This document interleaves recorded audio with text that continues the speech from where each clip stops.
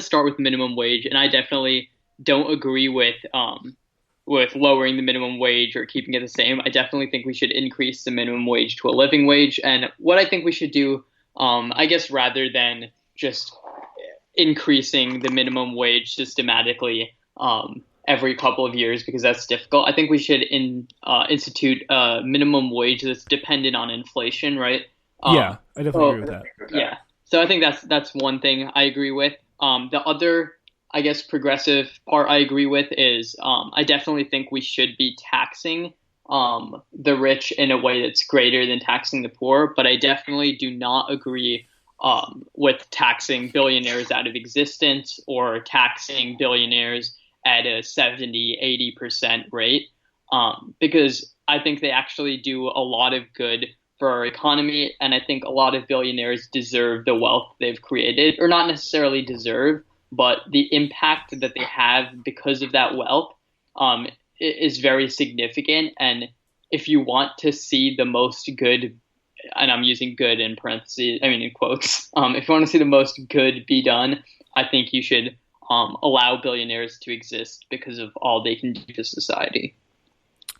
Yeah, I really think it comes really full circle if he ever does get to $1 trillion, Jeff Bezos does. But I really just think I really was, and this actually started one of the more radical things that I think Barack Obama ever said was his famous, well, you didn't build that line of like, if you had a small business or a successful business, you like built it using roads that other people paid for. You hired workers that were educated in public schools, most likely. Like everyone helps make you successful.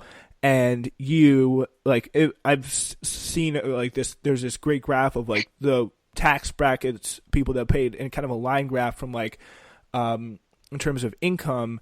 And on one side is the rate that people paid, and the one side is the bracket that they are in. And you can kind of see the poorest people, and it kind of goes up, up, up until the second highest tax bracket, where it goes down. So the second most wealthy bracket pays the most, and the wealthiest pays less, and in some cases even less than the lowest bracket, because they're able to get away with like so little in taxes. And I might also add that back in the 1950s, back in when we were post World War II, we had 90% tax rates.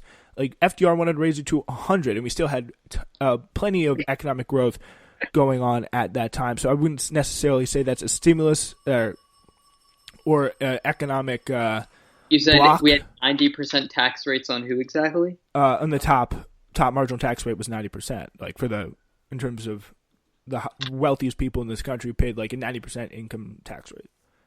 Okay. Um, yeah. So In the past, in I, the 1950s, post World War. That's what I'm saying. yeah, okay, okay. Yeah. Yeah, so I mean, I'm a capitalist, and I definitely think that we should let billionaires exist.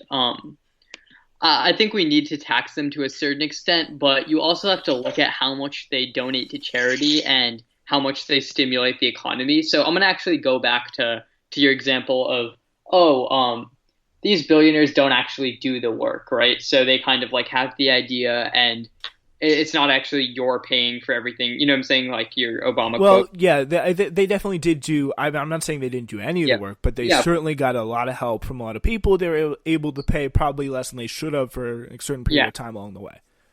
I see that, right? Hmm.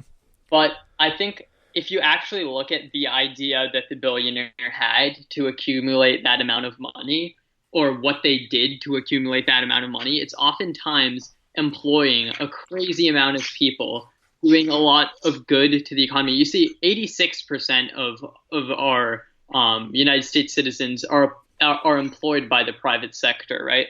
Yeah. So it's definitely very important to have a lot of money there, because at the end of the day, if you're taxing these billionaires out of existence and giving them less incentive to innovate once they have a big company and once they've accumulated a good amount of wealth, what you're doing is you're honestly probably hurting the American people because like it's just supply and demand, right? If you have a lot of money that you're taking away from billionaires and from these big companies, you're also taking that money away from the minimum wage workers at that company. You're making them wanting to pay less to their minimum wage workers or things like that, right? And that's 86% of United States citizens that are employed by the private sector. And then also, when you look at charity, like Mark Zuckerberg, Bill Gates have both pledged to donate 99% of their wealth to charity.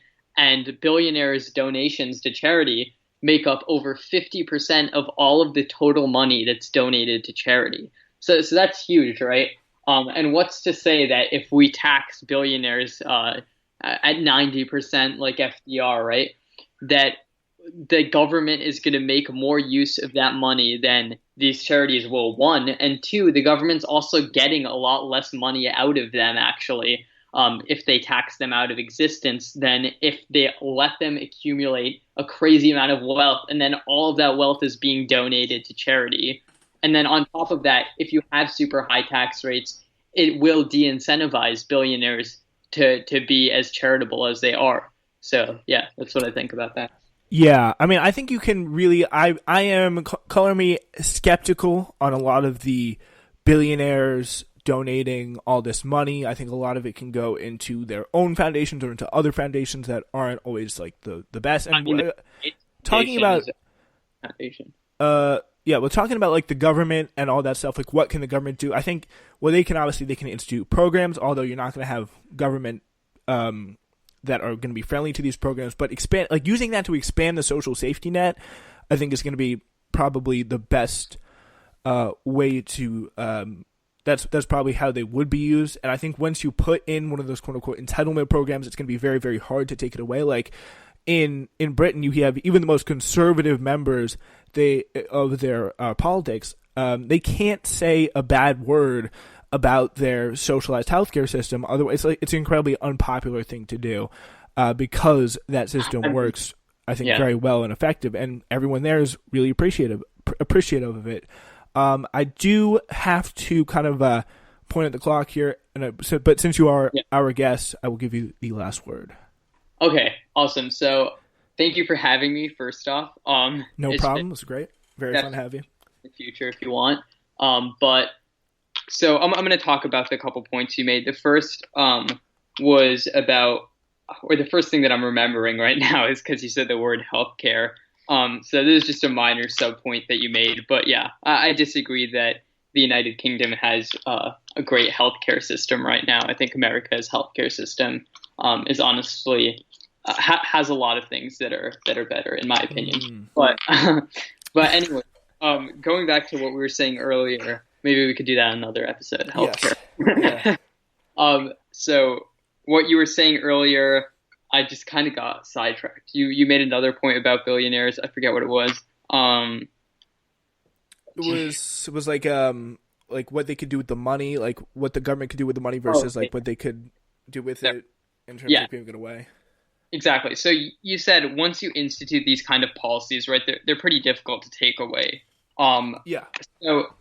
So then I ask you, right, what happens if there's a super conservative government, right? What happens if the Trump administration is handling this amount of money? You as a progressive are giving millions and millions of dollars to the Trump administration and like a conservative government. And who's to say that this conservative government that you don't trust is going to do more good for the American people than billionaires will do by donating this money to charity?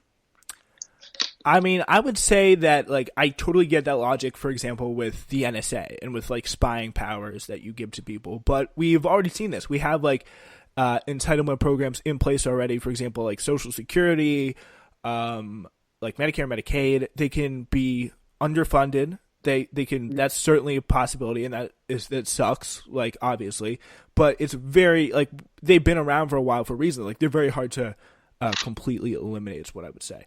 All right, I do have to go, but Krishna, thank you so much for coming on. Really appreciate it. All right, my pleasure. Thank you too. All right, see ya.